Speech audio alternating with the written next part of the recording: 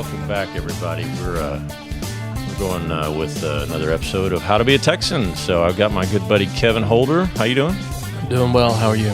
Well, happy day. Yep. This is episode 5. Okay.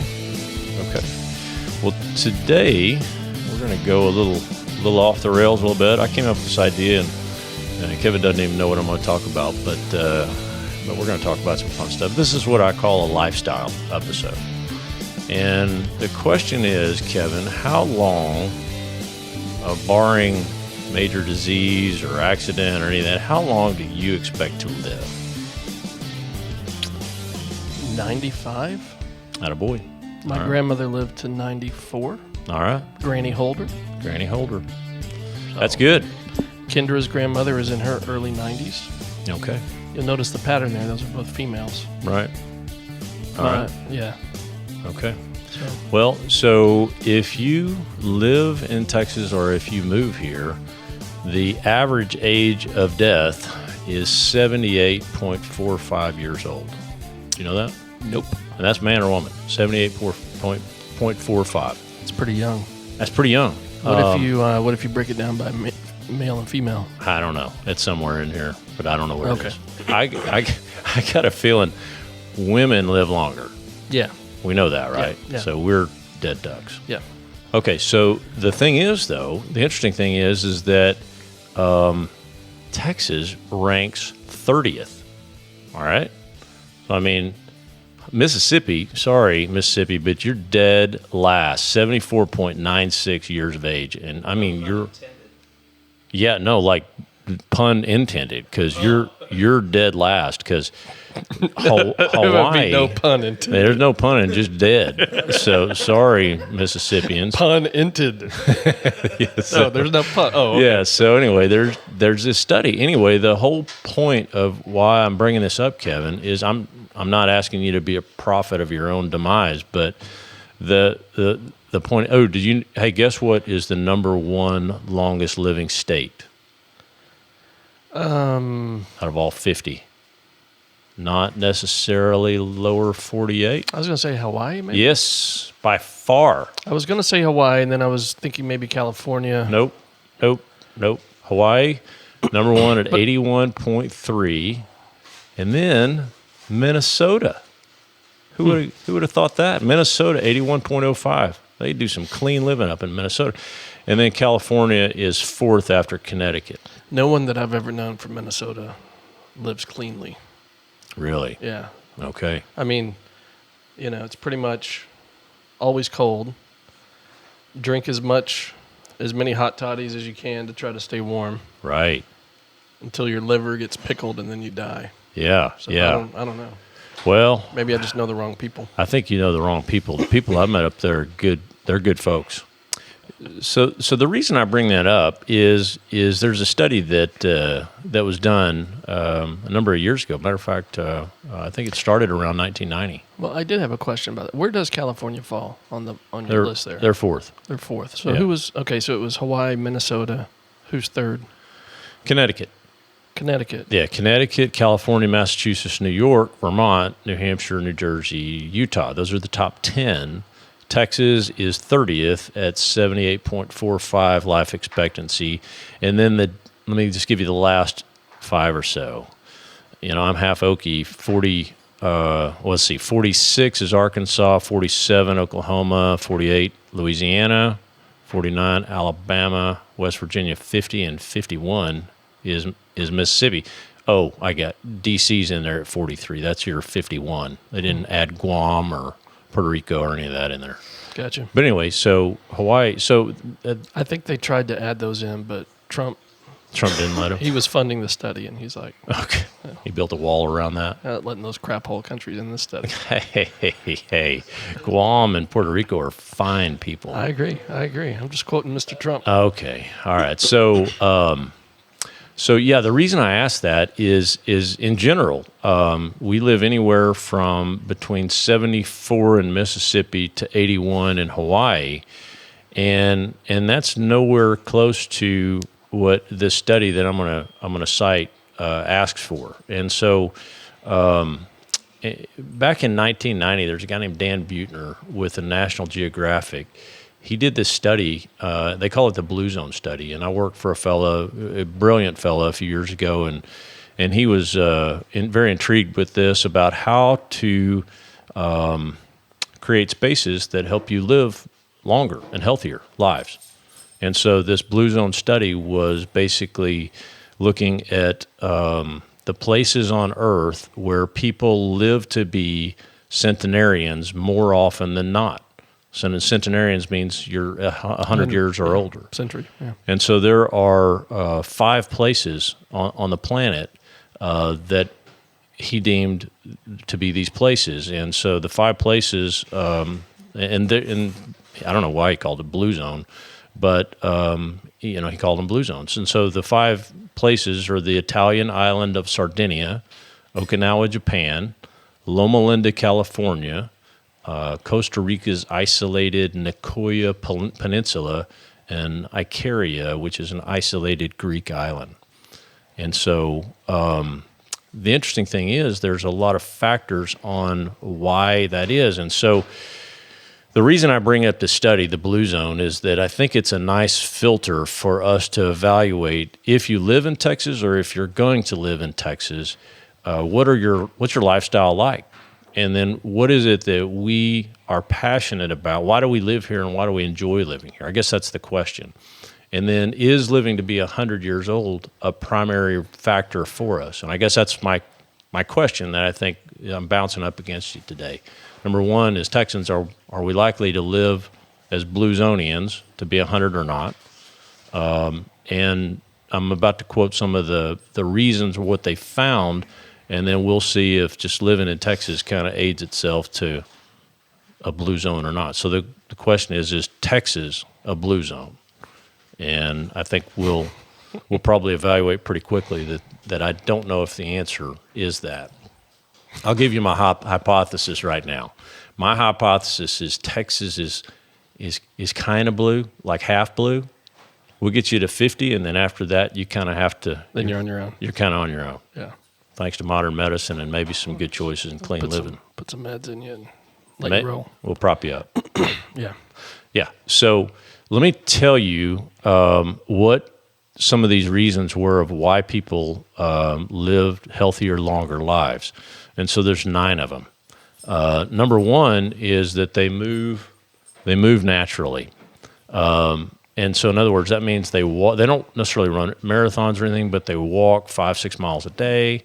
And these are generally more agrarian environments, and so they're just out walking. And they move a lot. They don't sit at all. Number 2, they know their purpose. They have a reason for waking up in the morning. 3, they're able to relax. They're able to really shed stress. Number 4, they typically eat less. And Okinawa is a perfect example of that, just their culture. Number 5, they eat less meat, so that automatically throws Texans kind of under the bus.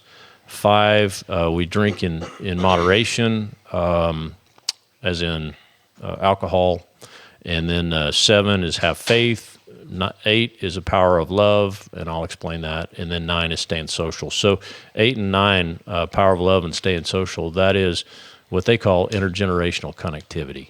And so as you age, a lot of times the older people are staying connected to the younger people, and they have tighter familial units, and they typically, it adds to their daily purpose, and they typically live longer. So not to bore you to tears there, but I'd like to ask you kind of what your thought is on that as far as how does Texas rank? I mean, how does, like, our daily lifestyle, how do we rank as far as some of those kind of 9 factors around, do we move much? Do we have intergenerational connectivity?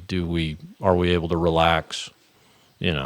What's your general thought as you've kind of heard me spiel that out? So do you want to go through each one individually? Or Yeah, right, yeah, I think so. Move naturally. Yeah. No. I don't think so either. I think we sit around and play video games and watch TV and are on conference calls and meetings all the time. I think back in the day when, I talked about my grandmother. I know your grandmother lived forever too. Yeah. And I think they did move a lot. Yeah. Back in that generation, you were up every morning early, walking around the property, doing gardening, whatever. Right.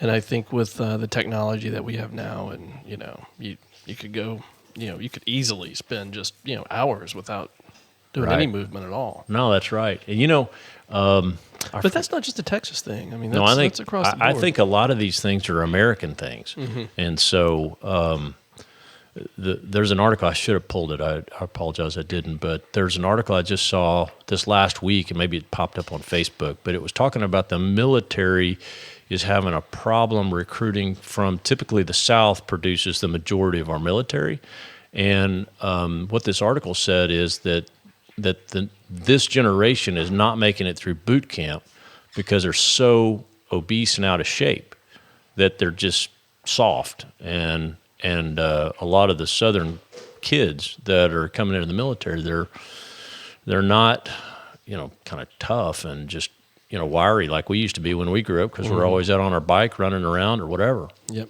And right now they're playing video games and doing whatever. Yep.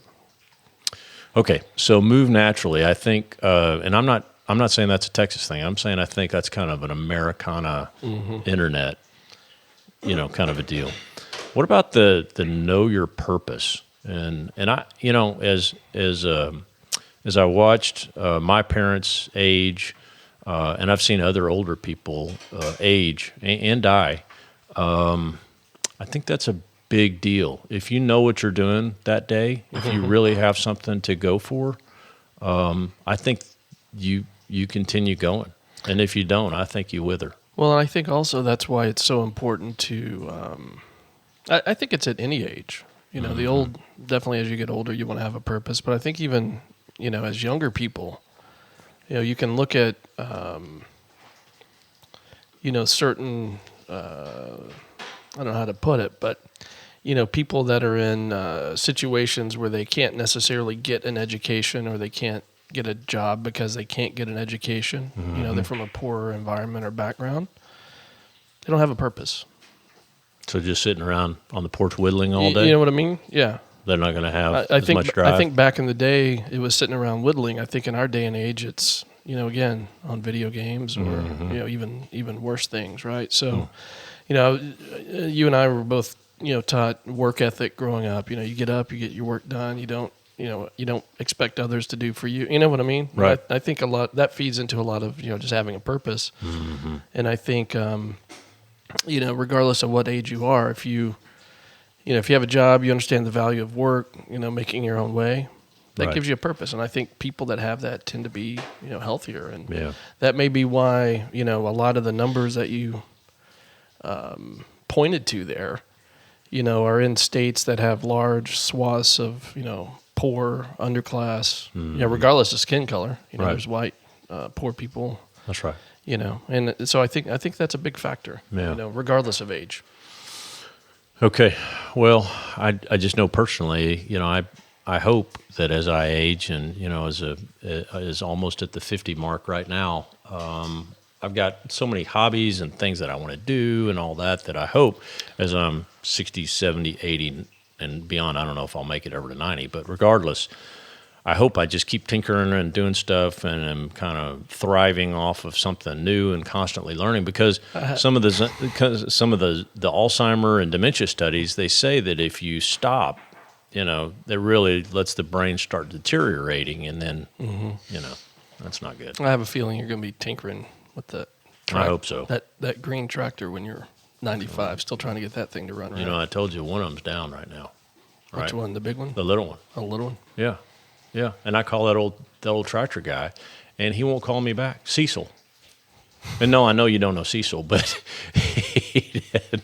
he won't call me back because he keeps coming out, and I keep screwing up. Well, yeah, I keep screwing up one of those tractors. He's like, fix your own tractor, man. No, he got the big one running.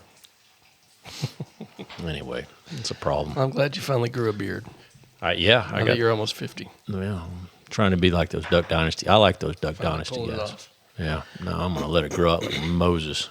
I am too. It'll be awesome. I'm going to have beard jewelry I just saw an article on jewelry that you can put in your beard. I think that's nice. Andrew asked me the other day, he's like, looks like you hadn't trimmed your beard. I'm like, yeah, I hadn't trimmed it since before Christmas. No, you got to just go scraggly. He said, why? I said, because I don't care anymore. No, I care. I don't. I care. I'm trying to go Duck Dynasty. All right, so know your purpose. And yesterday was the last day of duck season. Did you know that? Mm-mm. Yeah, it was. We didn't go. I hadn't been duck hunting in probably 18 years. I'm just saying I could have gone yesterday. 3, kick back. Do you think we do a good job of finding ways to shed stress in Texas or America? In Texas, I don't know. I mean, I personally have no problem kicking back. I'm pretty good at making sure that I do that. See, I'd argue with that. I'd say we're terrible at it. No, I didn't say we. I said me personally. Oh, well, I'm saying as a people, Yeah. I think we are terrible. I think Americans, the pace of play for our life right now is so fast that with, I just think about think about work 20 years ago where we used to fax things and we'd wait overnight and we'd get something back and whatever, Now I'm instantly connected via phone, whatever, if you need me, you can get me right now. Well, that's true. And so the downtime, we just don't have downtime. And our kids are learning even faster paces of play. So, are we good at tailgating and having fun, partying, all that? Yeah, sure. No, but as far as shedding stress and really letting go for the day. I think you make a good point about completely disconnecting. Yeah. I rarely do that. No, I read this. You'll think I'm a freak, but I read this 60-page book on meditation. I know it's weird, but there's some guru that wrote that. Literally, he's a guru, and he wrote a 60-page book on meditation on how to truly disconnect. And he tells you to go in a closet and sit in a chair and literally have a minimum of 20 minutes of where you're mindless. I mean, literally. Yeah, I don't think a lot of that's going on in Texas. I don't do that. I don't either. But when and every day are we as Texans or even Americans, just chilled out, just vegging out? One of my favorite things, and for our female listeners who don't deer hunt, or again, PETA, who hates this program probably, one of my most relaxing times ever is when I'm in a deer blind. And you know why? Because I have to sit still for 3 hours. And I'm just looking at nature. And quiet. I'm still and quiet for 3 hours. Mm-hmm. And that's something you can't put a price on. Mm-hmm. I agree. But what about some of the 4 and 5 here? Eating less and eating less meat. So it says eat less, stop eating when you're 80% full. Well, that's a Japanese thing. And they talk about what you can put in your. It's like the size of your palm, or I'm sorry, your fist. So you put your fist together, and if that's the size of your portion, that's about 80%. You ever tried eating rice with a pair of chopsticks? No. That is a lot of work. No. So if you can get to 80% full, you just quit. Yeah. I understand why that would be a Japanese thing. There's a lot of things that I'm not sure I can go with on Japanese, like eating octopus. I can't eat an octopus. Somebody snuck one on me when I was in Japan. Yeah, or an eel. Can you eat an eel? No. But somebody gave me this little thing, looked like a meatball. And oh, yeah? Here, try it. It's really good. Was it good? No, it was horrible. Really? I was like, this is horrible. What is this? And he started laughing. That's an octopus. It's like a meatball made out of raw octopus. You know what Amy and I were watching the other day? Have you watched that old-timer show where Terry Bradshaw and William Shatner and those guys, George Foreman, are on that? Oh, my gosh, that's the funniest thing in the world. They were over in Madrid, and they went to some unique place, and they were serving them, monkey brains or whatever. I mean, there was all kinds of stuff. But anyway, that's not necessarily Blue Zone. So do we, in Texas, do we eat less or eat less meat in Texas? Is that really adding to our Blue Zone qualities here? No, I don't think so either. I think we're contra on this. I think we're off the charts. I didn't eat many vegetables at all until this past year. And what happened this past year? Oh, I totally changed my diet. You did? Yeah, That's amazing. completely. How do you feel? I feel fantastic. Yeah? Okay. What about, Kevin, this one that says drink in moderation? How do you think Texans or even Americans do on that front? I think for the most part, people drink in moderation around Yeah. here. Yeah, I do too. You know, there's a lot of studies that say if you have 2 glasses of wine, that helps with heart health. But I think it's all in moderation that adds to your longevity.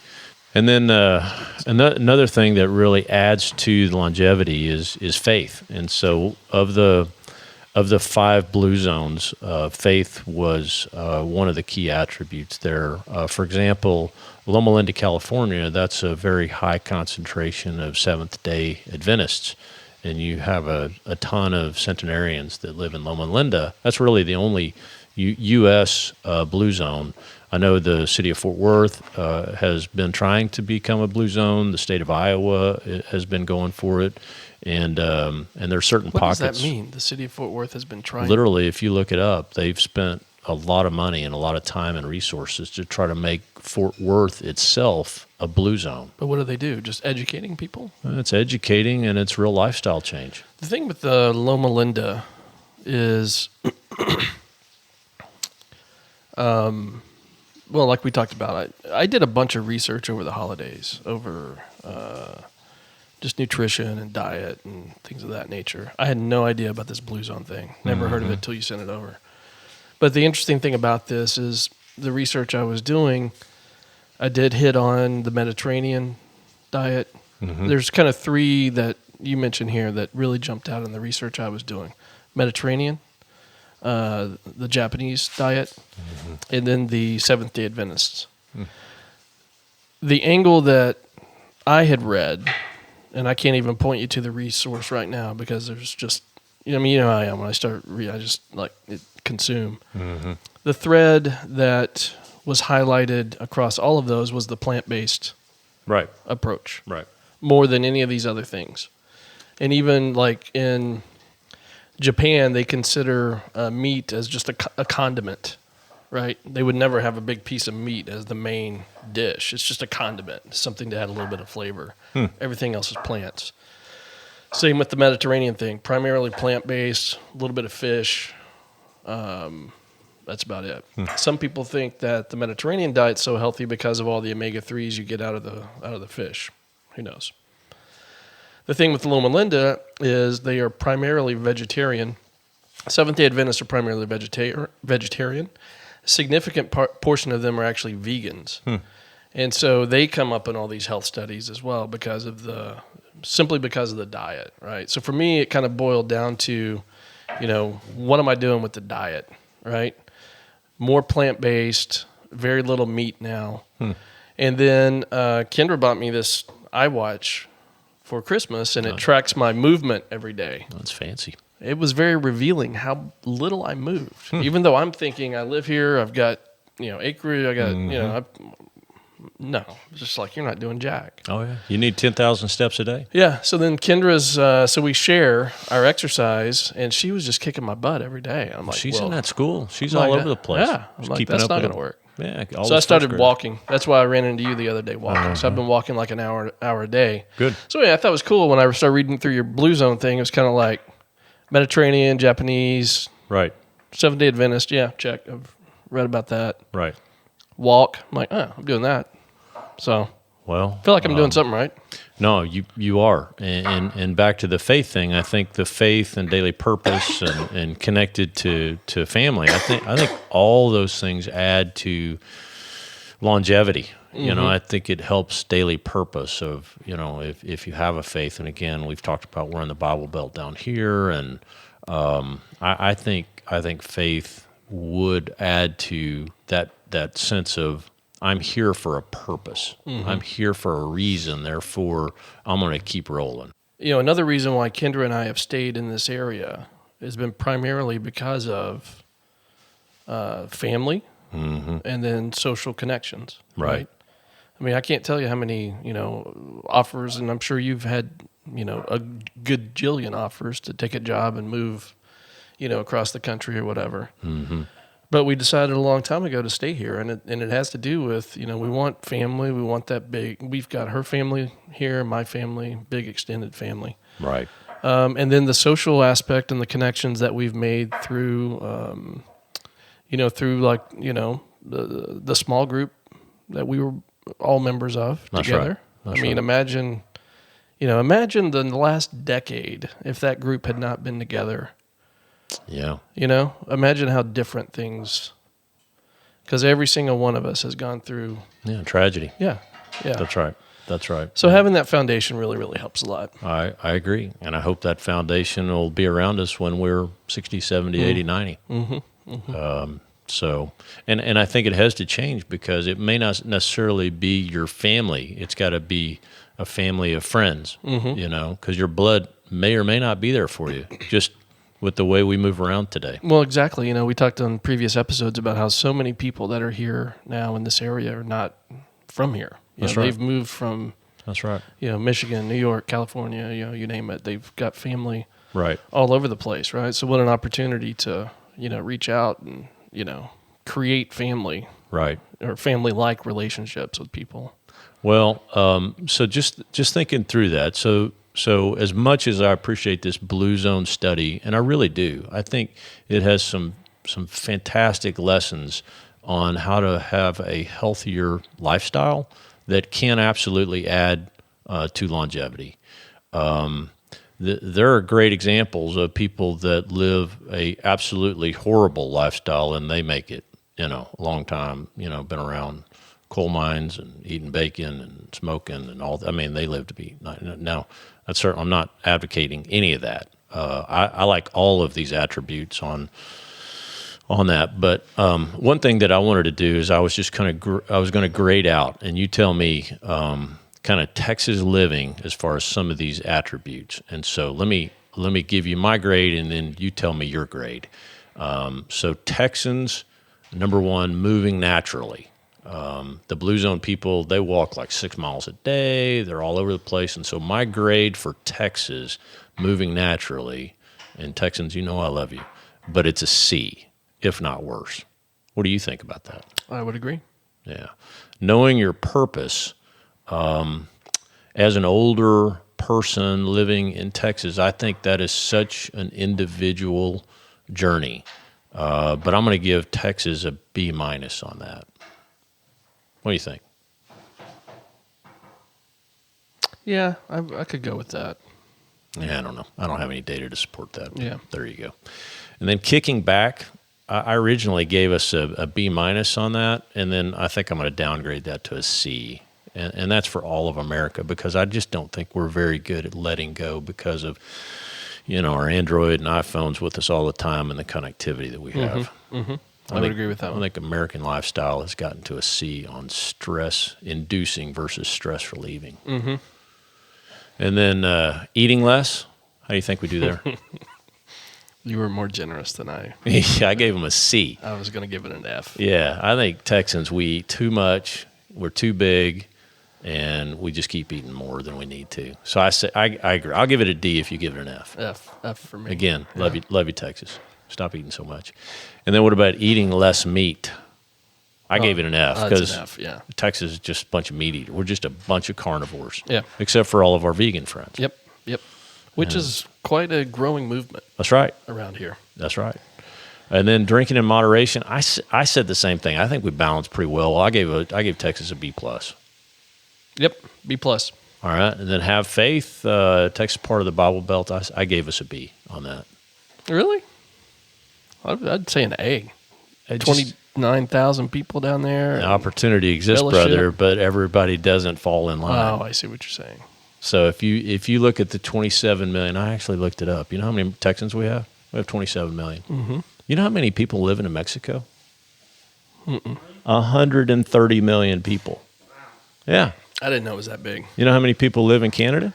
According to Trump, they've all came to Texas, so that's why I didn't think there were that many left in Mexico. Yeah, we'll have an episode on. I got an episode teed up for the wall. So, anyway. Anyway, so what's the Mexico connection there? I have no idea. I was just talking. I don't know. I ate some Tex-Mex food for lunch, literally. It was stinking good. Did you eat in moderation? No. I ate a ton. And lots of meat. Using the bathroom all afternoon because of it. Go back to your place. You already shredded the girls' bathroom. Aaron was in his. So, yeah. All right. So then, so I said faith B. You gave him an A. You gave Texas an A for faith. That's what I was thinking, but you made a really good point there. That's how we got off on. Oh, you were saying there were 27 million Texans and then some percentage. Oh, I don't know. This was related to the faith discussion. Yeah, but I don't know how many people are faithful. Oh, I thought that's where you were going. No, with I just looked up the number. Okay. And then I was blown away because I asked Siri how many Mexicans there were. And she said 130 million. Ask Alexa. Alexa is, I got the Alexa for Christmas also. Oh, yeah. And I got the watch. Siri, I think she's not happy with me because now she's got to track all my movement and everything. She doesn't answer me. I ask Alexa a question. She's just like on the ball. We're going to have them on as a guest on the show. Alexa. I think We're that'd going be to good. put a microphone on Alexa. Just ask a few questions. Who would be a better Texan? Hey, Alexa, how many people are in Mexico? She could answer it like that. Yeah, who would be a better Texan, Siri or Alexa? Oh, Alexa, for sure. Did I ever tell you my story about this invention that I had No. on an app that was going to use it was a mapping app, but it was going to have the voice of Mo from the Three Stooges, Oh, that'd be good. and he was going to tell you in Why not Curly? no specific. You remember because how mean Mo was. Yeah. So if you make a wrong turn, Mo is going to just. But then Wise guy. you need Curly to chime in. Oh, wise guy. You missed your turn again. That would be good. See, that's collaboration. That's taking it to the next level. So okay, so what does all this mean?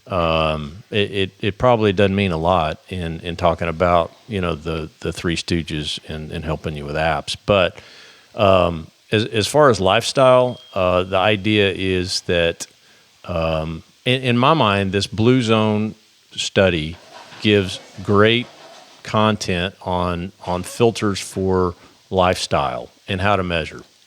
And so at the end of the day, do you enjoy being a Texan? I do. I love it. See, I do too. I do love too. My lifestyle is as I choose to have it. Mm-hmm.